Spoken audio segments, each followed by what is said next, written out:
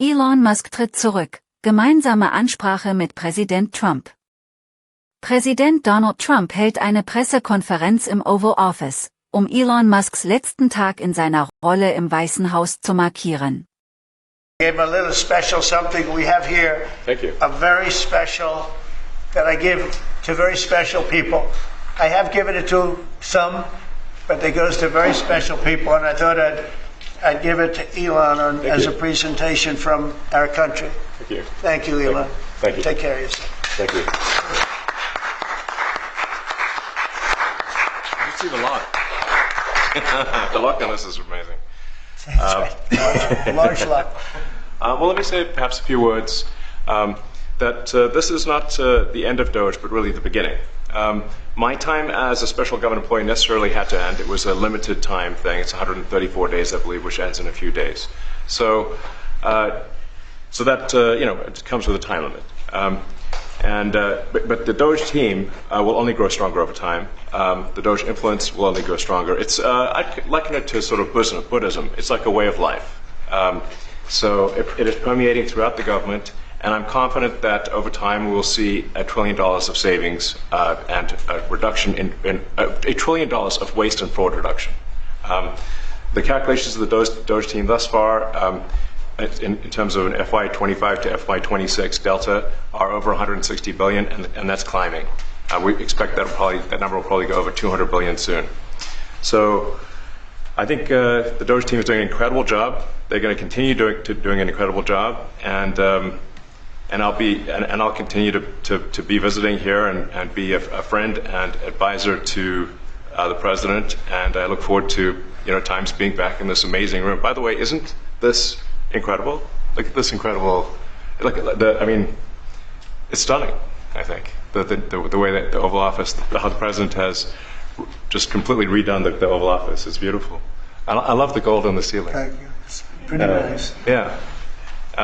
It's been there a long time. That was plaster. Nobody ever really saw it. They didn't know the eagle was up there. And we highlighted. Essentially it's a landmark, a great landmark, and that's 24 karat gold, and everybody loved it. And now they all see it when they come in. So it's been good. The Oval Office finally has the majesty that it deserves, thanks to the president. So I look forward to continuing to be a friend and advisor to the president, continuing to support the Doge team, and we are relentlessly pursuing $8 trillion in waste and fraud reductions, which will benefit the American taxpayer.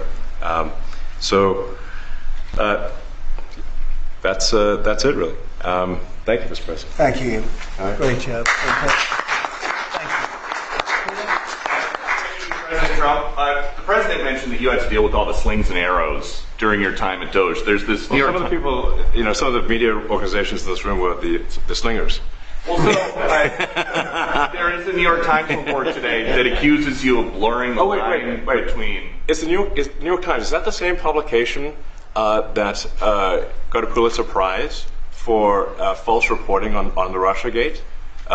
Is it the same organization? I think it is. I think the judge just ruled against the New York Times for their lies about the Russiagate hoax, and that they might have to give back that Pulitzer Prize.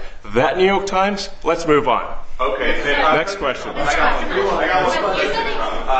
President Trump, 5 aides who used to work here are in talks with Republicans in Congress to go and testify about what they did or didn't do to possibly conceal President Biden's decline. Do you think that Dr. Jill Biden should also have to come in and testify about what she did or didn't do? Well, I hate the concept of it. It's the wife of a man who was going through a lot of problems, and everybody that dealt with him understood that. And I guess it came out during the debate loud and clear. That was the biggest signal of all. They have to do what's right. The country was there was a lot of dishonesty in the election, as you know, of 2020. That's been now caught. People understand it was a rigged election. And when you go further out, when you see the auto pen, I think the auto pen is going to become one of the great scandals of all time.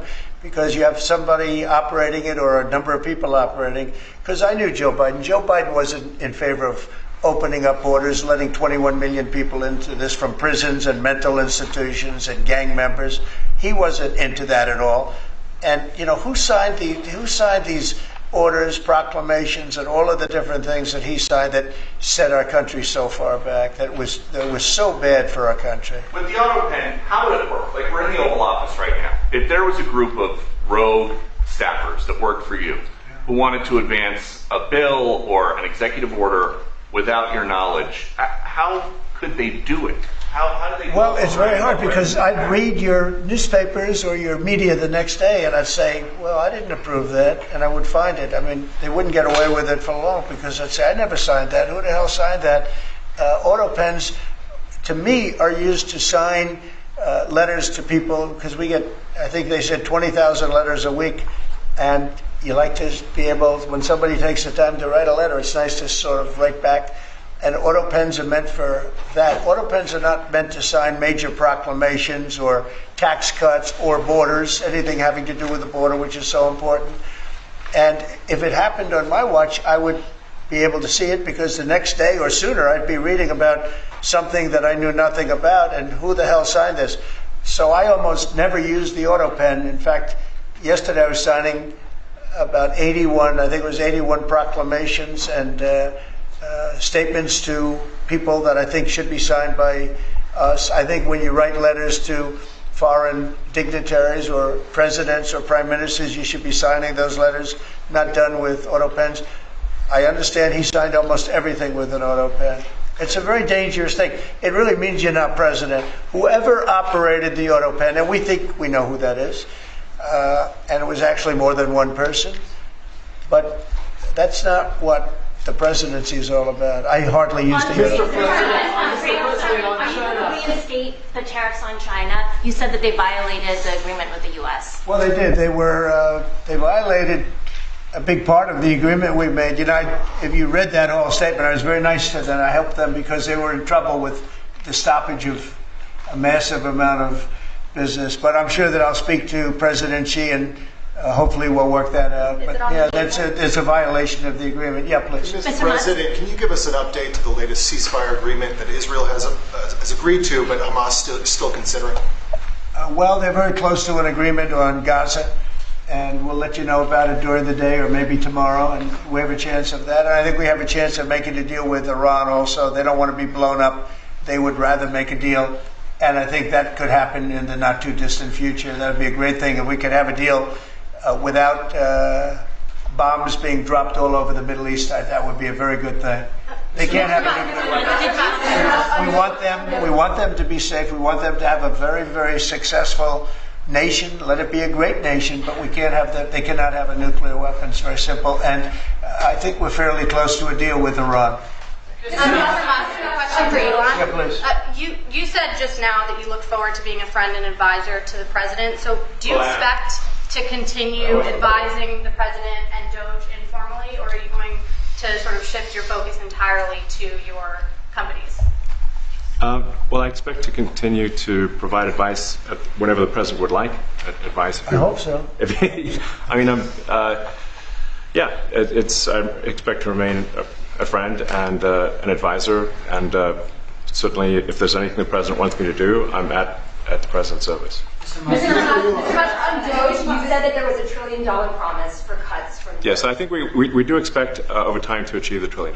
But what have you found in your time here was the biggest roadblock to getting those cuts? Was it the cabinet, or was it Congress, or something else? What was the biggest roadblock from your work? It's mostly just a lot of hard work. It's really not any one person or Congress. It's going through really millions of line items and saying just each one of them makes sense or does not make sense. Obviously, at times when you cut expenses, those who are receiving the money, whether they're receiving that money legitimately or not, they do complain. And you're not going to hear someone confessing that they received money inappropriately. Never. They're going to always say that they received money appropriately for an important cause. Naturally, that's what you'd expect. So we just have to. It's just a lot of work going through the vast expenses of the federal government and just really asking questions. What's this money for? Are you sure it's actually being used well? Many times we can't even find anyone who defends it. So for a lot of the expenses, there is actually no defender at all. And then we have to just work through the process of stopping the spending, where there's often literally no defender. Nobody even knows why the money's being spent. It's truly absurd. I mean, we find situations where there are millions of software licenses with 0 people using them. 0. Exactly. This is the quizzical expression. You're like, surely, if there's millions of software licenses, someone should be using them.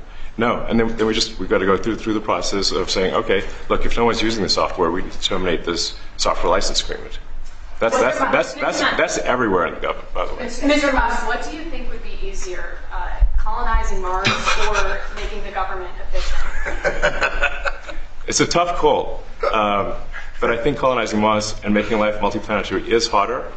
And as I said, we do expect to achieve over time the $1 trillion of savings. We can't do it in like a few months, but if you say by I think the official end of Doge, which the president may choose to extend, is the middle of next year.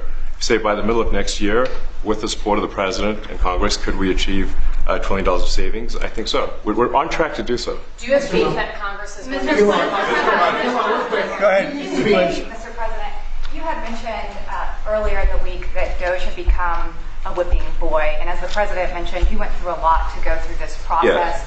Was it worth it for you, and what would you change? Yes, so what we found was happening was that if there were any cuts anywhere, then people would assume that was done by Doge. And so we became like essentially the Doge boogeyman, where if any cut anywhere would be ascribed to Doge. A friend of mine's daughter, who's at law school at Georgetown, thought that Doge had cut the Senate, the internships the legal internships for the Senate, and we have nothing to do with that. So if they have been cut, it's not to do with us, just as an example. So, it just became a bit ridiculous where any cut anywhere was somehow Doge, and including things that made no sense, and we would agree made no sense. There are many things that occur in the government because it's the banal evil of bureaucracy. It's sort of the frankly largely uncaring nature of bureaucracy. It's as the great Milton Friedman said, money is spent most poorly when it is someone else's money being spent on people you don't know, and that's how federal spending is. And then you can't really even blame the individuals because the way the government works is complaint minimization. So when you do when someone within the government tries to stop that money being spent, there's usually someone that complains, and then their manager will say it's not worth the trouble, just pay it anyway. That happens over and over again. So was it I think it was an important thing. I think it was a necessary thing, and I think it will have a good effect in the future. Thank you, President Trump. This week there was a video on board a plane that showed the First Lady of France slapping her husband, Emmanuel Macron. Do you have any world leader to world leader marital advice? Make sure the door remains closed. That was not good. Yeah. No, I spoke to him, and he's fine. They're fine. They're two really good people. I know them very well, and I don't know what that was all about, but I know them very well, and they're fine. I got a little shiner here. What do you think about the Democratic Party plan to avoid being swept in every battleground state again by spending $20 million to study how to speak to American men? Well, they spent $2.8 billion. We spent 1.5. We spent much less. We spent about half of what they spent, and at the end they were $28 million short. They had to be. They spent $2.8 billion. That's a lot, but they couldn't get $28 million at the end, and now they want to spend. I read that they want to spend money to learn how to talk. That's fake. You don't want to be fake. You shouldn't have to hire consultants to say what America needs, because then the consultants should be running the deal, not them. But I read that they want to spend a lot of money in each state. So we won all 7 swing states, 7 out of 7. We won a lot more than that. We won the popular vote. We won everything. And they want to spend money to find out what they did wrong. And I mean, I could tell you what they did wrong. I could tell you every one of their programs when they say men playing in women's sports. I would say that's not a winner. When they say transgender for everybody, I think that's not a winner. When they say open borders so the entire world's population of criminals can pour into our country, I don't think that's a winner. I mean, I just gave them that for free. But I don't know if they'll change their ways. I see them all the time. I see people that I know in Congress, Democrats, they're trying to justify some of the things I just said. You can't justify them. I always hear they're 80-20 issues. I say they're not 80-20, they're 97-3. They might be 99-1. They're not 80-20. They wish they were 80-20. And they're wasting a lot of money if they're going to continue with that nonsense.